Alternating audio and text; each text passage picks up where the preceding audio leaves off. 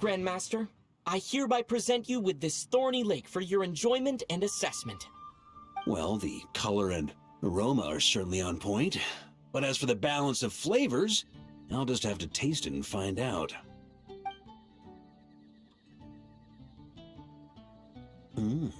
Not bad. You haven't overdone or skipped on any single ingredient, though unfortunately, it's a little too, polite for my tastes. Perhaps I should have said modest. You followed the formula to a T, but if anything, you've played it a little too safe. Were you worried that deviating just a little might disappoint me? Hey, we fought side by side and dealt with things that even gods were loath to meddle with. Ours is a friendship forged in the margins between life and death. That said, if you ask me, you can ditch the nerves and work your mixologist magic. I'm looking for something that shocks the senses. Mull it over, there's no rush. We can chat while you think. Who knows? You might just find some inspiration to mix in with your magic.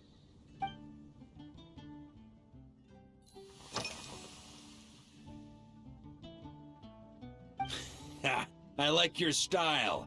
Speaking of this garden, it brings back memories of something that happened many years ago. When I was young, I liked to find ruined guards to test my fighting skills, both armed and unarmed. Once, I failed to take down a stray missile, and it ended up destroying a watchtower on the city walls. As punishment, I had to run 50 laps around the city, repair the watchtower, and help rebuild the shattered walls in this garden. Indeed, among the misadventures of my youth, this is one of the most memorable ones. Mostly because that day, Krepus saw me covered in dirt. He took 2 bottles of 100-year-old wine and sent D-Luke, who looked even younger than Mika does today, to work out a clever way to get rid of Faru, who was guarding me.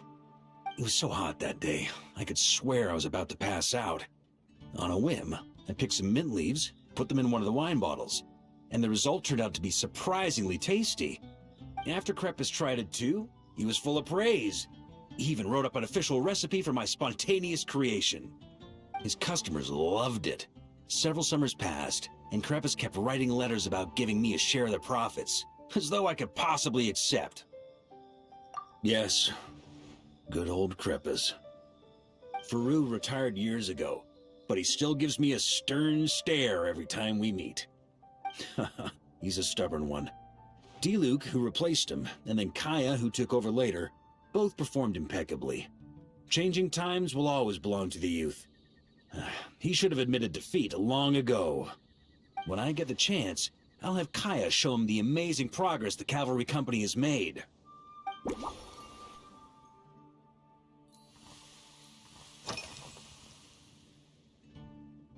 Well, let me think. I guess you could say it lacks impact. Even when following the same recipe, the techniques used to mix different ingredients can affect the taste. Sometimes, deliberately creating layers between spirits can bring out the different, waves as each one hits the taste buds in sequence. In this regard, too, you've taken quite a tentative approach. Why not be a little bolder? Ha ha ha, you catch on quickly. No need to explain further.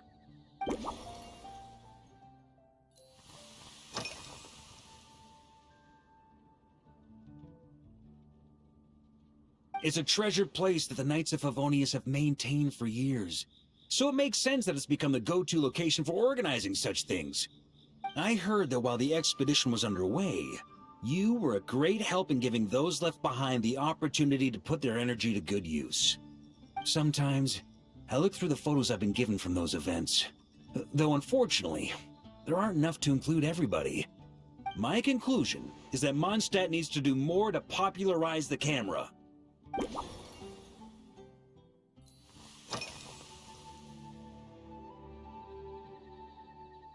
Pretty awesome, huh?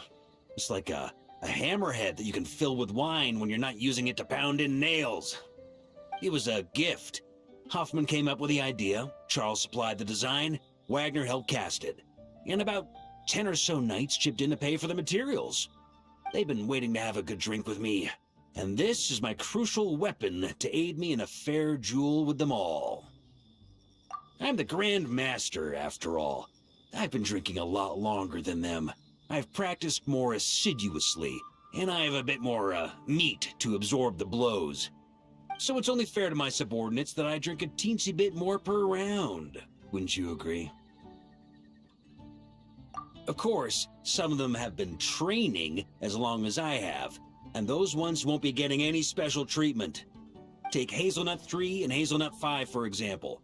Both were skilled warriors who helped me deal with Eric back in the day. Nowadays, I have them helping Jean with miscellaneous duties. At today's after-work cooldown, they insisted on trying to keep pace. In the end, they lost our game of darts and ended up passed out on the floor. I've already told Jean that I won't be approving their leave request for tomorrow, no matter what.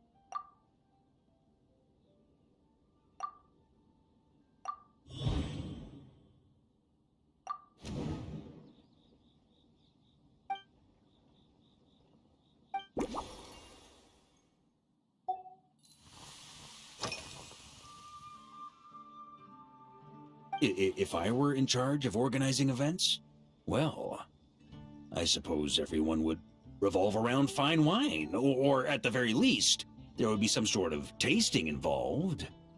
For example, we could go all in on this drink stand and open it to the whole city, with every company of the night selecting one or more mixologists to compete against each other. It's only a thought. Can't let things get too out of hand. If I were to actually throw a grand banquet, Jean would come after me with her sword drawn. Even Frederica would launch a punitive expedition. While in Notcry, we had a rule that knights must never get drunk while at their posts. Otherwise, it could lead to dereliction of duty, with serious consequences. Exactly. As expedition members return to their companies, my hope is that this rule will gradually spread to everyone in Mondstadt too. Just like firewater and Smedina. These Notcry delicacies have made their way into Mondstadt's households and become part of people's daily lives. Young people need to learn restraint. At the end of the day, no one should be biting off more than they can chew. Unless it's someone near my level, they shouldn't even be thinking about enjoying a light buzz when they've still got work to do. Most people would just end up a whole lot drunker than they'd like. You should come practice with me on weekends. Trust me, once I've drunk them under the table, they'll be swearing off wine for a whole week.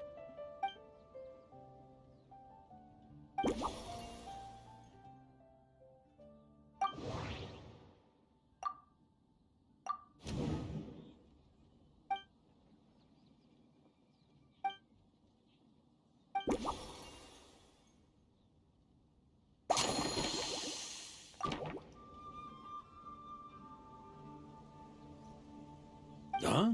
Oh, feel free.